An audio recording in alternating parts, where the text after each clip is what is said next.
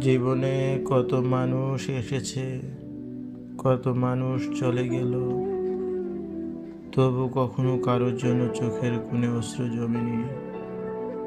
তোমার কথা মনে হতেই কেন জানি চোখের কোণে অশ্রু জমে। তোমার কথা ভাবতেই বুক ছিঁড়ে যাওয়ার মতো ব্যথা লাগে। তোমার কথা মনে হতেই আমার চোখ দুটো টলমলো হয়ে ওঠে। আসলে কি জানো, তুমি অন্যদের মতো ছিলে না।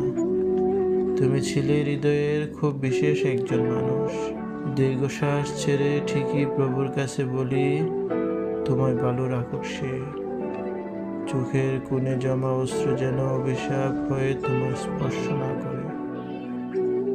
ভালো থেকো তুমি নতুন কোনো শহরে, নতুন কারোর বুকে, নতুন কারোর মায়ায়।